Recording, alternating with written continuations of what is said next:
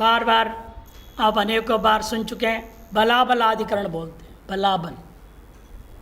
श्रुतिलिंग वाक्य प्रकरण स्थान समाख्यानाम समवाये पारदौर्बल्यम अर्थ विप्रकर्षात्।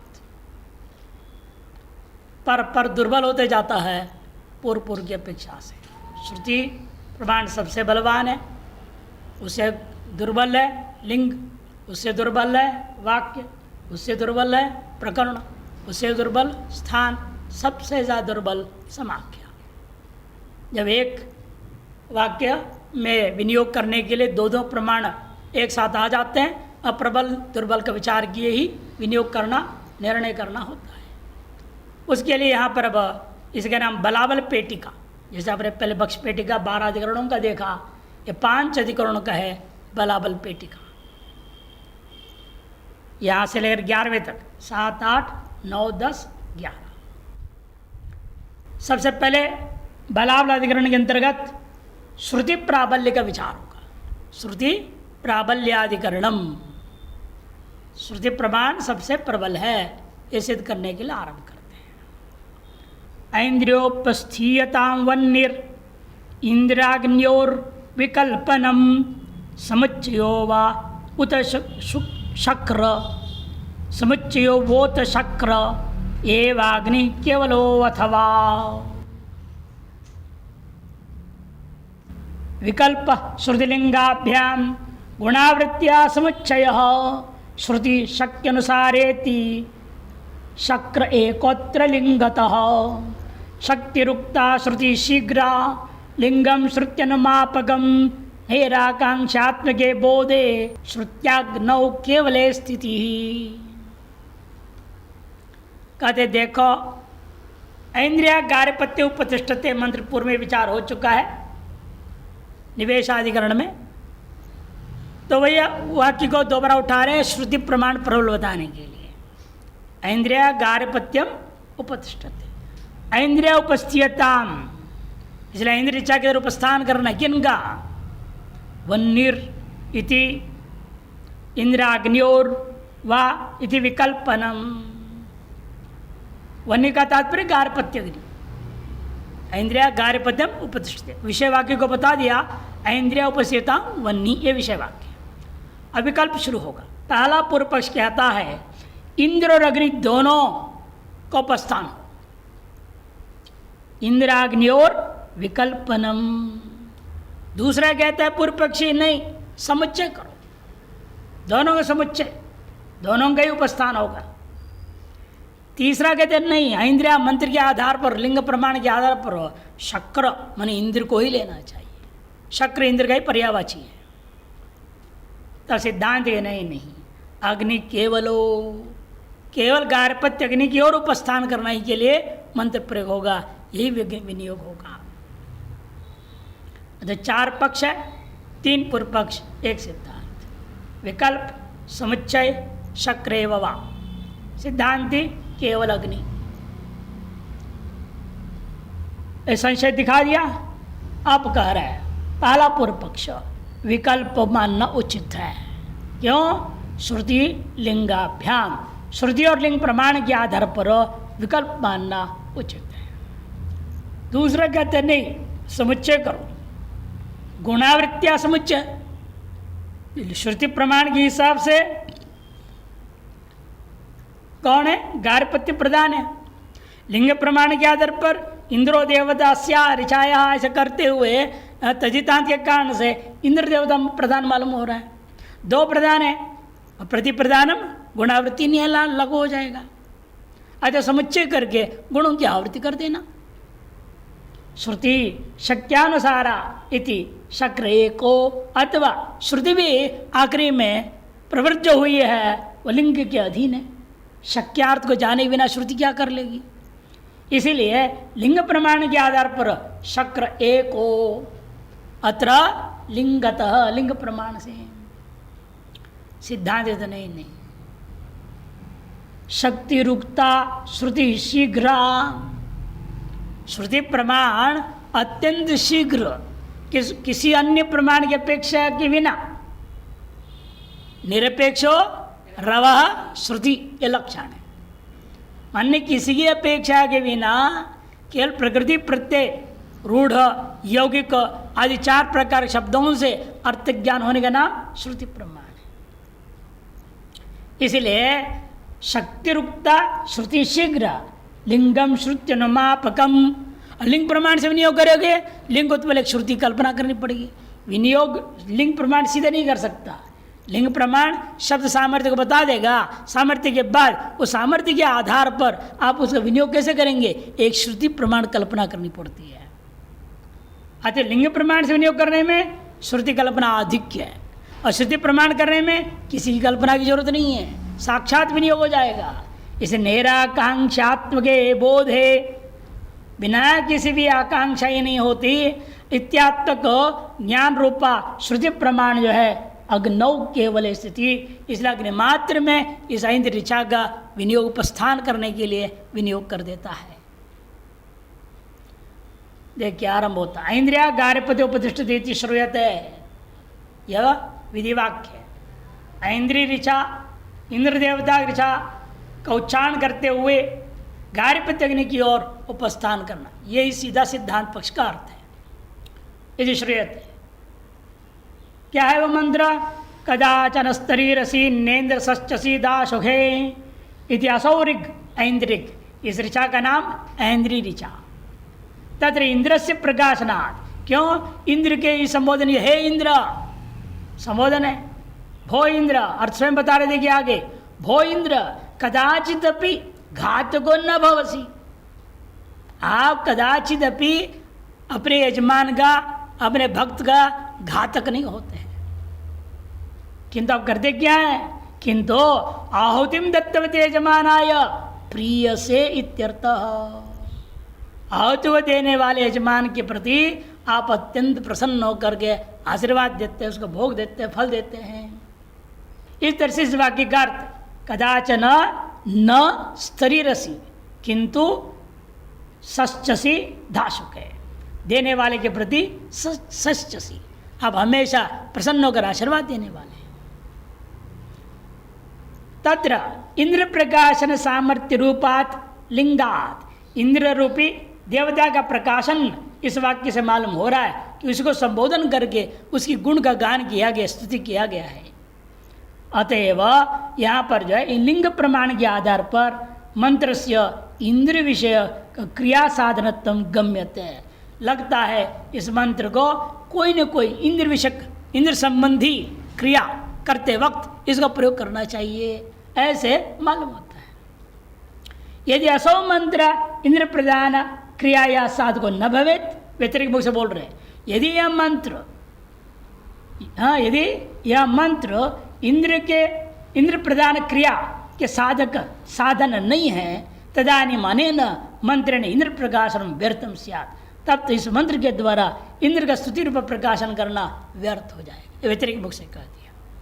अतः निश्चित रूप से इस मंत्र को इंद्र संबंधी क्रिया में ही लगानी होगी। तस्मात् एतन् मंत्र करणक क्रिया प्रति इंद्र प्रदानम इति एतार्श बुद्धि उत्पादनम लिंग विनियोग, इसलिए यह मंत्र एतत् मंत्र करणक क्रिया के प्रति इंद्रिय प्रदान है। इस प्रकार से एतार्श बुद्ध्युत्पादनम, एतार्श बुद्ध्युत्पादनम लिंग प्रमाण के द्वारा विनियोग हो गया। और कौन सी क्रिया है, आकांक्षों की, कासो क्रिया इति विशेष जिज्ञासायाम ऐन्द्रोपतिष्ठत, इंद्रिया उपतिष्ठित क्रियापद है, उसको जोड़ दो। भले बीच में गार्हपत्य व्यवधान है, उसको छोड़िए, उसके बाद में देखा जाए कहाँ ले जाएंगे, उसको कैसे करना है। लेकिन अभी हमें क्रिया की अपेक्षा हुई, इंद्रदेव संबंधी क्रिया कौन सा है, उपतिष्ठते जोड़ दूंगा। ऐसे इंद्रिया उपतिष्ठते, ये लिंग प्रमाण स्तर से विनियोग हो जाएगा। यदि विशेष जिज्ञासायाम ऐन्द्रिया उपतिष्ठतीत्यनेन अवरुद्ध पदद्वयरूपेण, परस्पर अर्थान्वय करने में कोई विरोध न होने के कारण से अवरुद्ध पदद्वयरूपेण वाक्येन उपस्थान क्रियायाम पर्यवसानं क्रियते, लेकर के उपस्थान रूपी क्रिया में इसका पर्यवसान किया। एक पक्ष हो गया। लिंग प्रमाण के अनुसार इंद्र प्रदान है, और गौण है उपस्थान क्रिया। अब दूसरी पक्ष आइए, तथा सति ऐन्द्र मंत्रेण इंद्र उपतिष्ठेत यदि अयम अर्थ पर्यवसति तथा गार्हपत्यमिति अनया द्वितीयांत पदरूपया। लेकिन समस्या है, गार्हपत्यम को क्या करोगे? वाक्य के बीच बीच पड़ा हुआ है ऐन्द्रिया गार्हपत्यम उपतिष्ठत है, और गार्हपत्यम में जो द्वितीय है वो श्रुति प्रमाण है। कैसे? वही समझा रहे। तथा गार्हपत्यमिति अनया द्वितीयांत पद रूपया श्रुत्या गार्हपत्यस्य प्राधान्यम गम्यते। गार्हपत्य प्रधान मालूम हो रहा है। तच्च गुणपूताम यत् किंचित कर्णक क्रिया मंत्रेण न संभवति। और वो प्रधान तब होगा जब यत् किंचित कर्णक कोई न कोई क्रिया आपको पीछे माननी पड़ेगी। और वो क्रिया कौन सी है? ततः तार्शिक कांचित क्रियां प्रति गार्हपत्य प्रधानम इतेतार्श बुद्धि उत्पादनम श्रुति में विनियोग हो गया। इसे श्रुति क्या बोलती है? एतार्श गार्हपत्य प्रधान है जिनका ऐसा कोई न कोई क्रिया हो, गुण गुणभूता, उसमें इसका विनियोग करना चाहिए। तब हम क्या करेंगे? उपतिष्ठ सतन्वय कर दूंगा। गार्हपत्यम उपतिष्ठते, प्रधान हो जाएगा गार्हपत्य और गुण हो जाएगा उपतिष्ठते। अतः दोनों में दोनों प्रकार के लिंग प्रमाण से विनियोग करो तो भी उपतिष्ठते क्या हो गया? गुण हो गया। श्रुति प्रमाण से विनियोग करूंगा तो भी उपस्थान गुण हो गया। लिंग प्रमाण में प्रधान कौन है? इंद्र। श्रुति प्रमाण में प्रधान है गार्हपत्य। ये अंतर के साथ विनियोग हुआ है। अब इसके आधार पर पूर्व पक्षी कहेगा यदि ऐसा है दोनों में से किसको त्यागना ठीक नहीं, दोनों प्रमाण प्रमाण है, इसे विकल्प कर दो।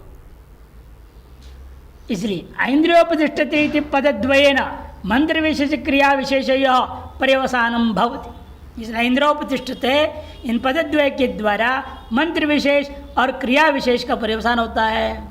तथा सति ऐन्द्रेण मंत्रेण गार्हपत्योपतिष्ठते इत्यर्थो ये श्रुति से विनियोग सिद्ध हुआ। तदेवं श्रुतिलिंगयोर विरोधे सति, श्रुति प्रमाण और लिंग प्रमाण में विरोध हो गया। दोनों उपस्थान क्रिया को गुण मान रहे, लेकिन एक कह रहा है इंद्र प्रधान है, इंद्र के लिए प्रक्रिया होनी चाहिए, इंद्र संबंधी क्रिया मानी जाए। दूसरा कहते नहीं, गार्हपत्य अग्नि के प्रति उस क्रिया को अन्वय किया जाए। जब दोनों का परस्पर विरोधी अन्वय हो रहा है, दो भिन्न प्रधान आ गए, तब क्या करें? सती प्रमाणत्व विशेषात, दोनों प्रमाण है ना, किसको हम कैसे कह दे दुर्बल है प्रबल है? इसीलिए पूर्व पक्ष का कहना है व्रीहियववद विकल्प, जैसे व्रीहिर्वाय जेता यवैर्वाय जेता, मंत्र में वाया हुआ है वह, इसलिए श्रुति प्रमाण के विकल्प मान लिया। यहाँ पर दो प्रमाण के विरोध होने से विकल्प मान लो। विकल्प इति एक पूर्व पक्ष, प्रथम पूर्व पक्ष हो गया। तब दूसरा पूर्व पक्ष आरंभ होता कहता है इंद्र गार्हपत्य हो प्रधानत्व विशेषात, इंद्र भी प्रधान है गार्हपत्य भी प्रधान है, एक लिंग प्रमाण के आधार पर, एक श्रुति प्रमाण के आधार पर। अतएव उपस्थान गुणत्वात्, और दोनों के प्रति एक ही क्रिया गुणभूत होकर अन्वय हो रहा है, उपस्थान क्रिया। ऐसी स्थिति में प्रति प्रधानम गुणावृत्ति न्यायेन, प्रति प्रधानम गुणावृत्ति से न्याय से उपस्थान आवृत्तिया श्रुतिलिंग समुच्चय, हाँ उपस्थान की आवृत्ति कर लो और श्रुति और लिंग प्रमाणों के समुच्चय करता हुआ उभय इंद्र और अग्नि इन दोनों के लिए उपस्थान क्रिया का अन्वय करके प्रयोग करना चाहिए। यदि द्वितीय पूर्व पक्ष। तो तीसरा पूर्व पक्ष आरंभ होता कहता है श्रुतिर्विनियुञ्जाना वस्तु सामर्थ्यम अनुश्रुत्य विनियुक्ते, श्रुति को प्रधान नहीं मान रहा है, तो श्रुति प्रमाण भी विनियोग करते हुए वस्तुगत सामर्थ्य को ध्यान रखना पड़ेगा। ऐसे सीधा विनियोग करेगा क्या तृतीय विभक्ति देख करके? नहीं तो वारिणा देहित बोलूंगा, वह विनियोग हो जाएगा। जल से जलाओ, अग्नि से बुझाओ, हो जाएगा अन्वय? तो कैसे होगा? इसलिए कि वाक्य शब्द के प्रत्यय आदियों का अर्थ को मात्र लेकर के विनियोग श्रुति प्रमाण भी नहीं कर सकता, उसका सामर्थ्य भी देखना पड़ेगा। क्या जल में जलाने का सामर्थ्य है? क्या अग्नि में बुझाने का सामर्थ्य है? इसलिए कहते देखो कि श्रुतिरपि विनियुञ्जाना वस्तु सामर्थ्य मनुश्रुत्यै विनियुङ्क्ते अन्यथा वन्यना सिंचेत वारिणा दहेत इति विनुच्येत। वन्य से पेड़ों को पानी दो, वन्य से सिंचन करो, पेड़ों को वन्य से सिंच दो, और पानी से क्या करना? तो वारिणा दहेत, पानी से जलाओ। यह अन्वय कैसे करेंगे आप? इसीलिए यह विनियोग नहीं होगा। आपने कहते हैं योग्यता नहीं है। वाक्यार्थ निर्णय में क्या मांगा आपने? आकांक्षा, योग्यता, सन्निधि, 3 हेतु होता है वाक्यार्थ ज्ञान में, और इनमें क्या आपने कहा? योग्यता अभावात इदम वाक्यम अप्रमाणम कह दिया। इसीलिए श्रुति प्रमाण भी सामर्थ्याधीन है। वस्तु सामर्थ्य मनुश्रुत्यै विनियुक्त है, ततः उपजीव्यत्वेन लिंगस्य प्रबलत्वात्। और सामर्थ्य निर्णय कौन कर रहा है? लिंग प्रमाण। शब्द सामर्थ्य लिंगम, इसलिए लिंग प्रधान हो गया, प्रबल हो गया, श्रुति की अपेक्षा ज्यादा प्रबल पूर्व पक्षी कहता है। तथा उपजीव्यत्वेन लिंगस्य प्रबलत्वात् इंद्र एव मंत्रेण उपस्थितेय इति तृतीय पूर्व पक्ष। इस लिंग प्रमाण के आधार पर इंद्र को ही प्रधान मानो, गार्हपत्य को नहीं।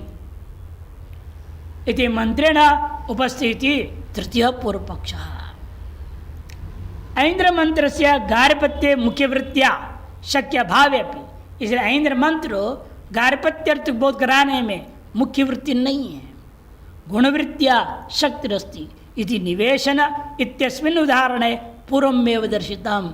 इस बात को हम निवेशन अधिकरण में, अर्थात जो पीछे गया है, पूर्वमेव दर्शितम 3:2:2 तीसरे अध्याय दूसरे पाद का दूसरा अधिकरण अब पढ़ चुके हो, उसमें जा चुका है पट संख्या 144 में, और निर्णय हम दे चुके हैं। तब क्या हमें करना पड़ेगा? इंद्र को प्रधान मानेंगे तो गार्हपत्य शब्द को भी इंद्र की ओर लक्षणा कर देंगे, और गार्हपत्य को प्रधान मानेंगे तब इंद्रपद की लक्षणा गार्हपत्य अग्नि की ओर कर देंगे। ये पूर्व में कह चुके हैं, निर्णय दिया वहाँ पर महाराज ने गार्हपत्य को प्रधान मानना पड़ेगा श्रुति प्रबल होने से। अतः इंद्र शब्द का अर्थ गार्हपत्य की ओर लक्षणा कर देंगे, ये वहाँ निर्णय हो चुका है। वही बता रहे तथा सति सामर्थ्य भावकृत प्रतिबंधाभावात् निर्वग्ना श्रुति शीघ्र विनियुक्त है। इसलिए आप कहते हो सामर्थ्य के अधीन विनियोग करना, ऐसा नहीं है। श्रुति प्रमाण को वस्तु का सामर्थ्य महत्वपूर्ण नहीं है, शब्द का सामर्थ्य महत्वपूर्ण है। वस्तु सामर्थ्य आप सोचते रहिए, हम तो केवल विधि कह दिया, हम करेंगे काम। हमें मालूम है दही डालेंगे आग बुझेगा, दूध डालोगे तो आग बुझेगा, मालूम नहीं क्या? पानी से आग बुझेगा। फिर विधि ने कह दिया दधना ज्योति, हम दही से आहुति देंगे। अब आग ना बुझे उसके लिए क्या उपाय करना, वो भी विधि उसने पता है, विधि नहीं। तुरंत एक घी की आहुति दे दो, पैसा ज्योति, जल से प्रोक्षण होता है। अब आप वस्तु सामर्थ्य हम देखेंगे कि विधि को देखेंगे? इसलिए श्रुति प्रमाण वस्तु के सामर्थ्य को ध्यान नहीं देता है, विधि प्रधान है वहां पे।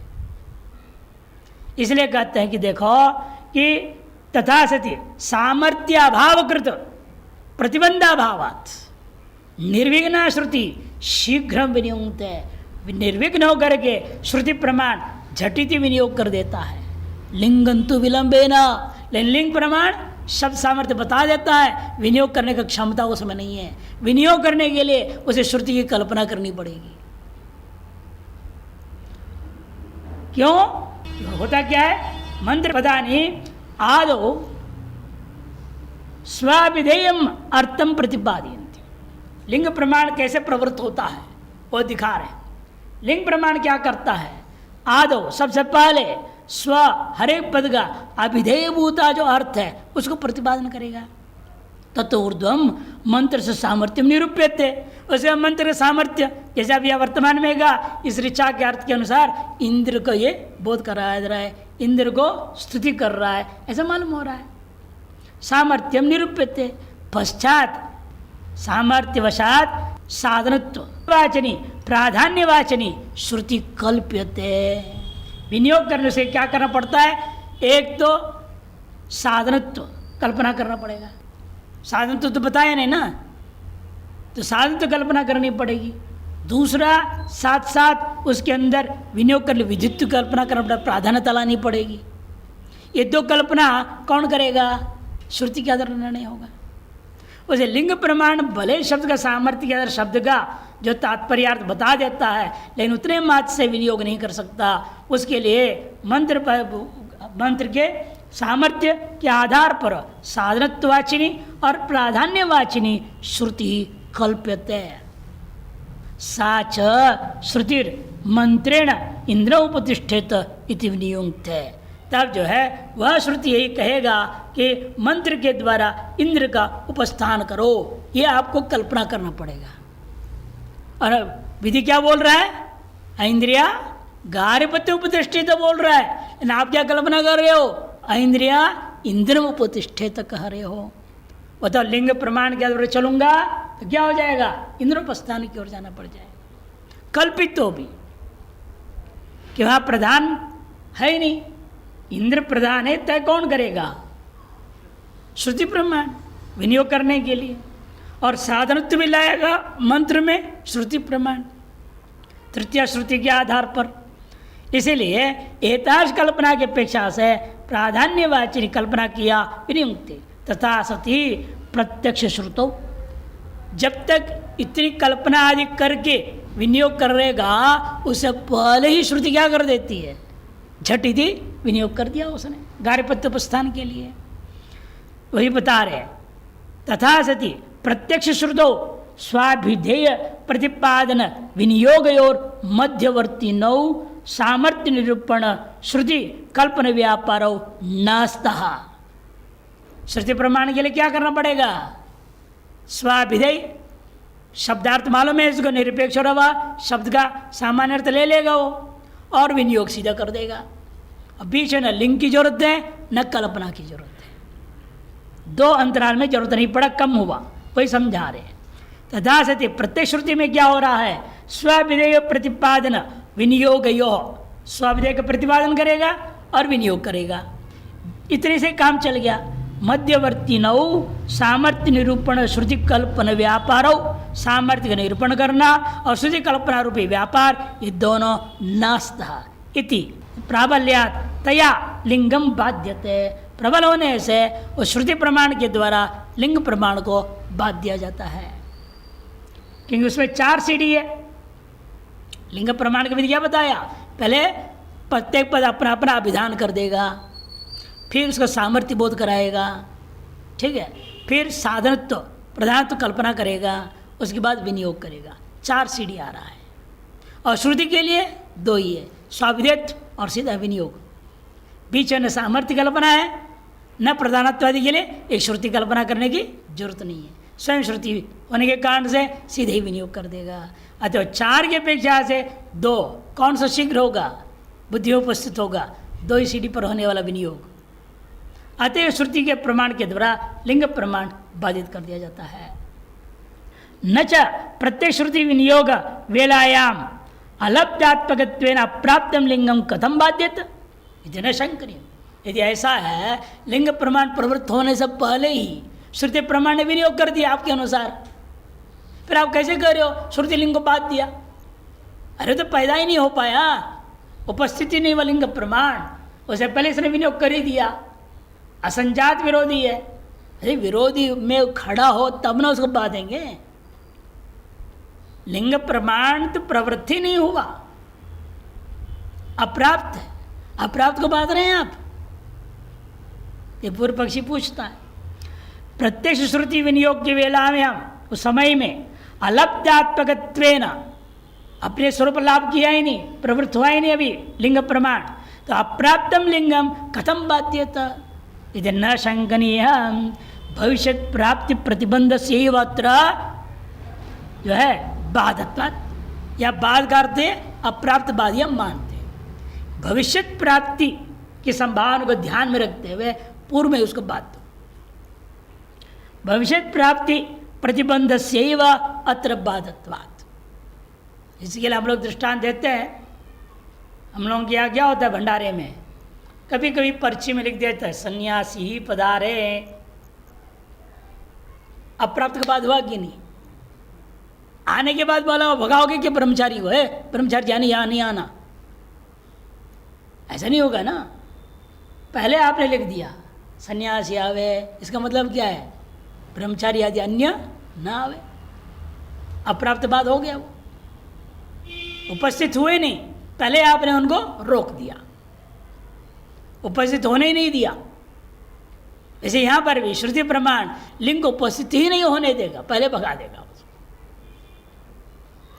इसलिए कहते हैं श्रुतिया विनियुक्त मंत्र से पुनर्विनियोग आकांक्षाया अनुदया, कि श्रुति के द्वारा एक बार विनियोग कर दिया गया है उस मंत्र को, उसका पुनर्विनियोग की आकांक्षा ही नहीं रह गया। अतः विनियोजकम लिंगम कथम प्राप्स्यति, इसे विनियोजक लिंग वहाँ प्रमाण की प्रवृत्ति की प्राप्ति कैसे हो सकती है, हो ही नहीं सकती है। तस्मात् गार्हपत्य उपस्थाने मंत्र प्रत्यश्रुतिया विनिज्यते, इसे गार्हपत्य के उपस्थान में ही इस इंद्रिय ऋचा को मंत्र को प्रत्यश्रुति प्रमाण के आधार पर विनियोग किया जाएगा। इस प्रकार से श्रुति प्राबल्य निश्चय हो गया। अब दूसरा कौन है, लिंग। लिंग की अपेक्षा से श्रुति प्रबल सिद्ध हुआ। और लिंग प्रबल है किसकी अपेक्षा से, लिंग के बाद वाक्य प्रमाण आएगा।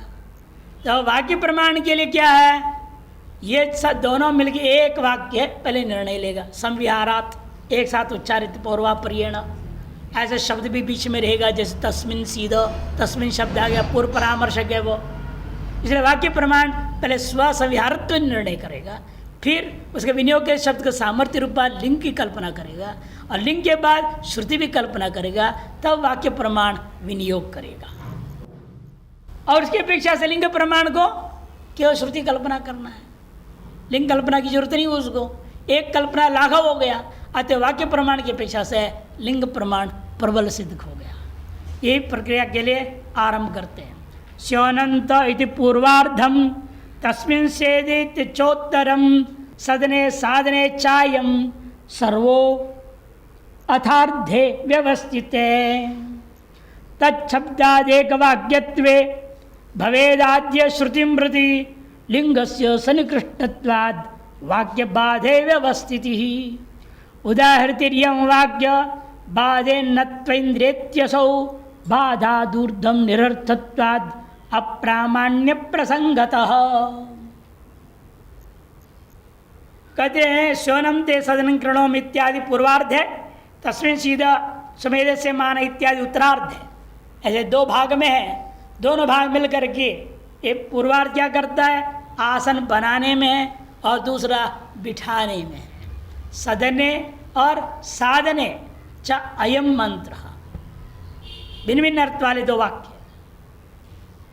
और पूर्व पक्षी कहेगा संपूर्ण वाक्य दोनों मिलकर एक वाक्य मानो, और वाक्य प्रमाण के आधार पर एक कार्य में ही विनियोग कर दो, या तो आसन बनाने में या तो बिठाने में। ये पूर्व पक्ष कहेगा। तो सर्वो अथ अर्धे, अथ आधे आदि की अलग अलग व्यवस्था कर दो। पूर्वार्ध का विनियोग सदन के लिए, उत्तरार्ध का विनियोग साधन के लिए, अलग अलग विनियोग कर देंगे, कोई संबंध नहीं, दोनों स्वतंत्र मंत्र हैं। ऐसा कहा सिद्धांति बोलेगा। ये विकल्पित है, सर्वो वा अर्धे व्यवस्थितो वा। पूर्व पक्षी कहता है तत्शब्दाद एक वाक्यत्व है, तस्मिन सीधा है ना बीच में, पूर्वार्ध के बाद उत्तरार्ध के शुरू में शब्द क्या है, तस्मिन, उसी में। तो पूर्व संबंध बता रहा, तस्मिन तत्शब्दाद एक वाक्यत्व भवेद आद्य श्रुतिम प्रति। इसीलिए आद्य पक्ष में सर्वो संपूर्ण को एक मान करके विनियोग करना चाहिए। श्रुतिम प्रति लिंग से सन्निकृष्टत्वात् वाक्य बाधे व्यवस्थित स्यात्। देखो ऐसा नहीं, क्यों? वो वाक्य प्रमाण लिंग प्रमाण कल्पना कर लेगा, श्रुति कल्पना करेगा, उसके बाद विनियोग करेगा। उसकी अपेक्षा से लिंग से सन्निकृष्टत्वात्, लिंग प्रमाण क्या है? सन्निकृष्ट विनियोग में एक ही कल्पना उसको करना पड़ता है, श्रुति कल्पना। वाक्य के लिए विनियोग के पीछे दो कल्पना, लिंग और श्रुति। अच्छा, सन्निकृष्ट होने के नाते वाक्य बाध है, वाक्य का बाध होने के कारण आधे आधे की अलग अलग व्यवस्था प्रदान कर दिया जाएगा। किसी पूर्व पक्षी ने खड़ा होकर बोलने लगा, या इस वाक्य को क्यों लिया आपने, उसी को ले लेते। जो पूर्वाधिकरण का विषय था ऐन्द्रिया गार्हपत्यम उपतिष्ठत, ऐन्द्रिया उपतिष्ठते अलग है, गार्हपत्य अलग है, ऐसे पूर्व पक्ष उठाओ और उसको समाधान करता हुआ लिंग प्रमाण से विनियोग कर दो। लगता ऐसा नहीं हो सकता, वहाँ दो वाक्य है नहीं, एक ही वाक्य। वहाँ देखो उदाहृतिर्यम वाक्य बाधे, वाक्य बाद पूरक लिंग प्रमाण का विनियोग करने के लिए जो उदाहृति ऐन्द्रिया इत्यादि कोई असौ, इंद्रिया इत्यादि जो पूर्व अधिकरण का विषय वाक्य था वही नत्व असौ, वो नहीं हो सकता। यहाँ क्यों नहीं हो सकता? बाधादृतम निरर्थत्वात्, बाध कर से पहले वो निरर्थक हो जाएगा। यह अप्रामाण्य प्रसंगत अप्रामाणिक हो जाएगा, फिर पूरा ही वहाँ पर कुछ भी विनियोग ही नहीं हो पाएगा। किसी भी चीज़ का आप विनियोग नहीं कर पाएंगे यदि उसको वाक्य प्रमाण विषय के साथ जोड़ना चाहेंगे तो। देखिए कैसे दश पूर्णमास श्रूयते है, दश पूर्णमास प्रकट में श्रुत है। शिवनंदे सनं गृणोमि घृत से धारया सुशेवम कल्पयामि तस्मिन् सीधा अमृते प्रतिष्ठ व्रीहिणा मेधस्सु मनस्य मान इति। शिवनम ते सनं गृणम, बहुत सुंदर आपके लिए आसन बना रहा हूँ। ते मैंने तुभ्याम, हे पूर्णाश, संबोधन पूर्णाश के लिए बोल रहे हैं, अरे पूर्णाश आपके लिए बहुत ही सुंदर दर्भ का बना हुआ आसन बिछा रहा हूँ। दो दर्भ रख देते हैं, बहुत सुंदर आसन बना। यही प्रक्रिया लोगों ने कपड़े के लिए कर दिया। आजकल क्या है, वस्त्रम समर्पयामि, एक धागा ले लेंगे, लाल टुकड़ा धागा, वो वस्त्रम समर्पयामि दूसरी धागा डाल देंगे। या एक दो दर्भ रख रहे हैं और कह रहा है शिवनम दे सनं गृणोमि, और वो भी बढ़िया चमकदार आसन बनाने लिए क्या कर दिया उसको मैंने घृतस्य धारया सुशेवं कल्पयामि, थोड़ा घी उसमें लगा दूंगा तो चम चम चम कर देगा, बढ़िया आसन हो जाएगा, चमकता आसन। तस्मिन् सीधा, आप विराजमान हो जाइए उसके ऊपर, बैठिए। बैठे कैसे बैठिए? तस्मिन् सीधा अमृते प्रतिष्ठा, तस्मिन् अमृते, अमृत में आसन है, उस पर आप बैठिएगा प्रतिष्ठित होकर के। ए व्रीहियों का मेध स्वरूप सारभूता पूर्णाश, आप अच्छे मन वाले पुकर, प्रसन्न मन वाले ऊपर हम पर कृपा करो, ये मंत्रार्थ है।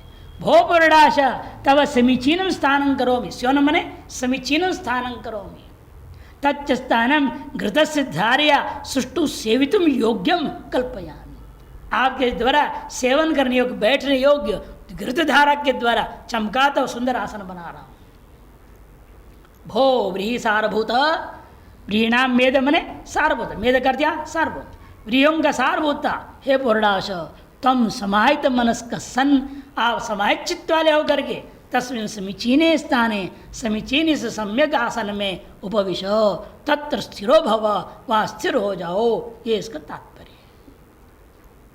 यहाँ पर क्या ये विषय वाक्य का अर्थ बता दिया।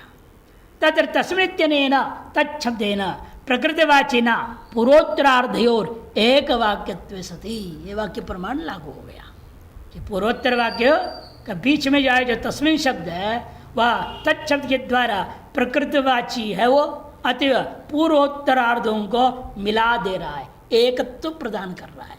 एकत्व एक वाक्यत्वे सति मंत्र द्वयाभावात्, दो मंत्र नहीं है ये, अतएव सर्वोपि मंत्र स्थान करण से अंगम, या तो पूरे अंग को आसन बनाने में लगा दो, तत्र विनियोजक श्रुति एवं कल्पनीय, लेकिन वे श्रुति कल्पना करनी पड़ेगी।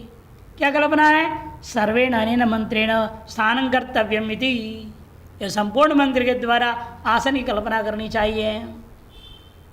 अथवा तथा सर्वेण मंत्रेण पुरुषाश स्थापने इत्यपि कल्पनीय, संपूर्ण मंत्र पाठ करते हुए उत्तरार्थ के अनुसार पुरुषाश की स्थापना करनी चाहिए, बिठाना चाहिए वहां, ये भी अर्थ हो। सदनांगत्ववत् प्रतिष्ठापनांगत्वस्यापि तद वाक्य बोधितत्वात्, जैसे आसन का अंगत्व है वैसे प्रतिष्ठान का भी अंगत्व उन वाक्यों के अर्थ से स्पष्ट प्रतीत हो रहा है। अतः वाक्य प्रमाण लिंग प्रमाणाधीन है, और लिंग प्रमाण वह श्रुति कल्पना किया श्रुति प्रमाणाधीन है, तब जाके विनियोग होगा। तथा सती सदन स्थापनयोर अस्य मंत्रस्य विकल्प समुच्चयो वा स्वेच्छा भविष्यति, इसलिए करने वाला याज्ञिक जो है उसकी मर्जी है, अपनी इच्छा के अनुसार या तो इन दोनों को विकल्प कर देगा या तो समुच्चय कर लेगा। यदि प्राप्त ब्रूमः, कदे नहीं हो सकता। तदेतद उत्तरार्ध से सदन करणे शक्तिम अकल्पयित्वा कृष्ण मंत्रम सदन विनियोक्तुम नारति। समस्या क्या होगी? पूरे मंत्र को आसन बनाने में कैसे लगाओगे? कि उत्तरार्ध का अर्थ क्या है? आसन बनाना अर्थ है ही नहीं। फिर वहाँ आपको लक्षणा करनी पड़ेगी, बैठाने का अर्थ करना पड़ेगा, आसन बनाना, धातु अर्थ बदलना पड़ेगा। तस्वीन सीधा नहीं, अर्थ बदलो उसको, सीधा का अर्थ, धातु का अर्थ, धातु माने का अर्थत्व, क्या दिक्कत है करने में? लेकिन उत्तरार्थ में आपको सदन करणत्व रूपी अर्थ की कल्पना करनी पड़ेगी, तब पूरे मंत्र सनकरण में नहीं होगा। एवमेव प्रतिष्ठापन के लिए पूरा मंत्र प्रयोग करोगे तो क्या कहना पड़ेगा? पूर्वार्ध में स्थापना की कल्पना करनी पड़ेगी। उदासन बनाना था अर्थ, शोनम ते कृणोमी, और कृणोमी का बदल दो, प्रतिष्ठा कर दो। ये कल्पना के बिना पूरे मंत्र को सदन परक या साधन परक अन्वय नहीं कर सकते आप। एक अधिक कल्पना जुड़ गया, यह आपत्ति है, क्योंकि पूर्वार्ध से कह रहे हैं ये पूर्व तथा पूर्वार्ध से स्थापने, पहले क्या है? उत्तरार्ध में सदन कर्ण रूपा शक्ति में अकल्पयित्वा कृष्ण मंत्रम सदने विनियुक्तम न रति, तथा पूर्वार्ध से स्थापने शक्ति में अकल्पयित्वा, स्थापन व्यर्थ में शक्ति कल्पना की बिना न तत्र प्रभवती, उसको पूरे मंत्र को स्थापन रूपी क्रिया में विनियोग नहीं कर पाएंगे आप। अतः लिंग कल्पना व्यवधान है ना, इसे सामर्थ्य कल्पना करना पड़ा ना। उत्तरार्ध को प्रतिष्ठा स्थान पर घटना और पूर्वार्ध को स्थापन पर अर्थ कल्पना करना पड़ा, लिंग प्रमाण बीच में व्यवधान हो गया।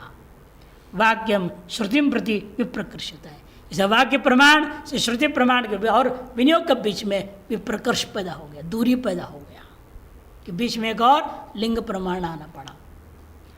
प्रत्यक्षं तो लिंगद्वयम, और प्रत्यक्ष प्रमाण क्या है मेरे पास? लिंग प्रमाण है। पूर्वार्ध का अर्थ आसन बनाना, उत्तरार्ध का अर्थ स्थापन करना। ये शब्दगत सामर्थ्य लिंग प्रमाण से दो भिन्न अर्थ में स्पष्ट है। कोई कल्पना के बिना पूर्वार्ध को केवल आसन बनाने में लगा दो, उत्तरार्ध केवल स्थापना में लगा दो, और कोई कल्पना करने की जरूरत नहीं बीच में। प्रत्यक्षं तो लिंगद्वयम सन्निकृष्यते, सन्निकर्ष हो जाता है। तथा सति लिंगेन वाक्य बाधाद अर्धद्वयम उभयोर व्यवस्थितम, लिंग के द्वारा वाक्य प्रमाण का बाध होने से पूर्वार्ध और उत्तरार्धों को अलग अलग व्यवस्थित करके विनियोग कर दिया जाता है। या पूर्व पक्षी कहेगा ये विषय वाक्य क्यों उठाया आपने? पूर्व अधिकरण के विषय को यहाँ रख लो वाक्यवाद के लिए भी। ननो ऐन्द्रिय कार्यपत्यमित्यत्रापि पदद्वय अन्वय रूपस्य वाक्यस्य विनियोजकत्व प्रतीतेर लिंग वाक्य विरोधाय तदेव उदार्यताम यदि च न, ऐसा नहीं हो सकता। वहाँ भी दो पदों की लड़ाई है। यहाँ क्या है? पूर्वार्ध अलग वाक्य, उत्तरार्ध अलग वाक्य, दो वाक्य की लड़ाई है। या वाक्य प्रमाण को बात करके अब लिंग प्रमाण से विनियोग किए। वहाँ दो पद की लड़ाई है, ऐन्द्रिया और गार्हपत्यम। ऐन्द्रिया उपतिष्ठते, गार्हपत्य उपतिष्ठते, दोनों विनियोग हुआ था ना वहाँ पर भी। दो की लड़ाई को भी वहाँ भी कहो लिंग प्रमाण से विनियोग कर दूंगा, उसी को दृष्टांत बनाओ। कहते नहीं हो सकता। क्यों? न तत्र लिंगेन वाक्य बाधित्य सती, यदि वहाँ पर भी लिंग की तरह यदि वाक्यार्थ बाध्य आपने इंद्रिया गार्हपत्यम उपदिष्ट वाक्य को भी यदि बाध देते हो तो फिर लिंग अब कहाँ लागू होगा? उसके बाद किस पर लागू करूँगा?